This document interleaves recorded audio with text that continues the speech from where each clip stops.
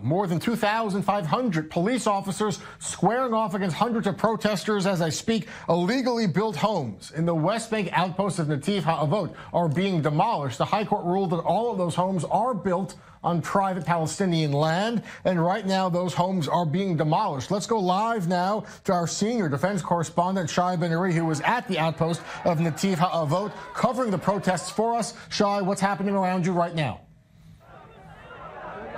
All right, Jeff, we are here just outside the final home that is to be evacuated today here in Netiv Haavot. This is a neighborhood of the settlement of El-Azhar. Let's give you a look at what's happening here. Essentially, the police forces have just now surrounded this home and are about to enter it. You can see them mingled and mixed into the crowd here. You can also see settler youth crouching down on the grass in the yard. You can see them up on the roof. They've been throwing objects in the past few minutes. They've been slinging insults and all sorts of slogans and so forth. There have been a few scuffles that have broken out here in the crowd. And this is really the climax of this entire event. The hardcore, you could say, of the settler youth movement has gathered inside this building. This is the home of the Bar-Lev family, who we spoke to earlier, and we hope to be able to give you a little bit of a glimpse into their life and their preparations for this very emotional and dramatic day. Of course, the High Court decided that, of course, these 15 homes in this neighborhood had to be removed because they were found to have been built, at least partially,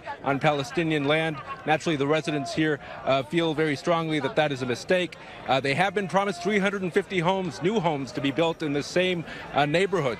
So in terms of the overall package that they're getting, they may be happy if that pans out. But we've seen similar promises made in the past. It doesn't necessarily work that easily, and could be some time before we see 350 new homes spring up here. Shai, it looks like a very, very tense scene. We could see when your cameraman was panning over, the police officer on the bullhorn, on the megaphone, trying to calm down the crowd. But you mentioned that there's pushing and shoving, there's confrontation, even stone throwing. How acute is this risk right now at this last home of physical violence with police officers? There is a lot of tension right now, it has to be said. We've seen some fights break out between police. Let's maybe give you another look. Yeah, I can see some violence there in the background. I don't know if you can make it out, but there are some police essentially struggling with one of the youthful protesters here who's seated there near the entrance to the home.